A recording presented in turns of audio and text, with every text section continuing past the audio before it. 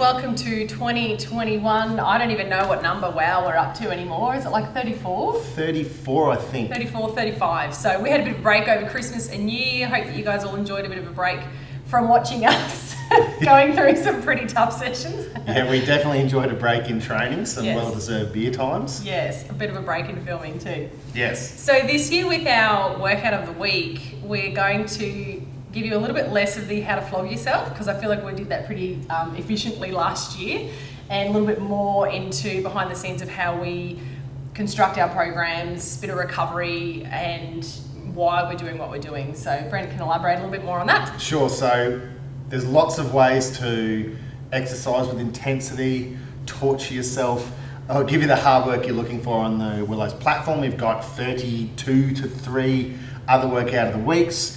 We've got our virtual classes, and then in the centre we've got group fitness, we've got small group training, we've got virtual spin now, which is awesome. So there's no limit to the ways you can make yourself work hard. What we want to do is give you more insight into why we put our programs together the way we do, how we choose the exercises, how we look after ourselves. So a big thing we're noticing with a lot of our client base, a lot of members, is everyone's really good at going hard. Yeah. What they're not so great at is managing themselves whilst they go hard. You know who you are. You know who you are. If you feel guilty, that's about you, it's not about us. So we want to show you the nut and bolts of how we construct programs, probably kicking off next week with how we've put our current training block together for ourselves. Yep. We've had a little bit of a change in focus, which has had us both walking pretty interestingly for the last 3 days.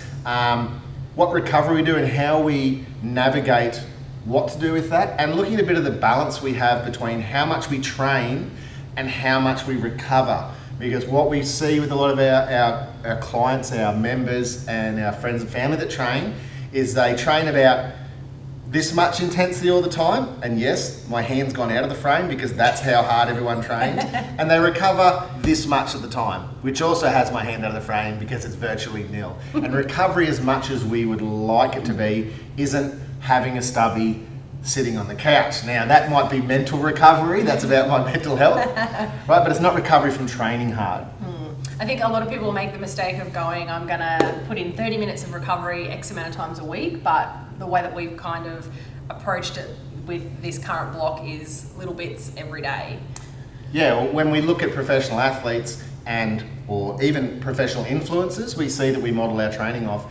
What you don't understand or don't see when you're looking at how these people train is they're a professional athlete. A professional athlete, let's say an Olympian, yes, they'll probably train 6 days a week, but what you don't see is they'll get up, eat their well-balanced diet prescribed to them from a dietitian, go and train under the supervision of their coach, then they go straight to their physio, they get a massage, soft tissue treatment, then they go have another recovery meal, spend some time in a recovery chair or in recovery equipment, then they sleep for 4 hours, and by then it's 2 o'clock and they get up and do their technical training. What they don't do is train twice a day for 4 hours, 6 days a week, and never rest. And most of these people are in their early 20s in their peak physical condition. Yeah. Most of us are on the 40-ish end of the scale and like to think of ourselves as athletes when I'm closer to a mathlete than I am an athlete.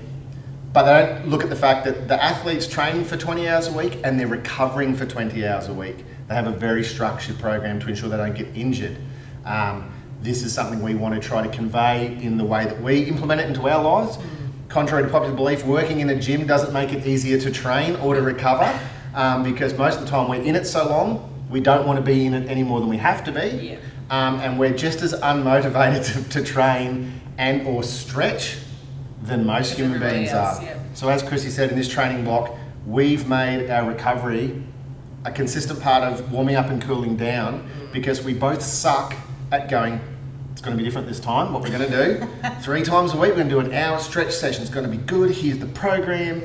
That gets dusty next to our desks. Is any of this sounding familiar? Yeah, this is the part we're generally pretty bad at. So what we're going to do for the next few months at least is show you how we program, take you through how we're feeling each week with the new programming, because that's pretty indicative even for us, where this is a new style of program for us. Yep. And we're both pretty beat up already and it's day 4 on week 1.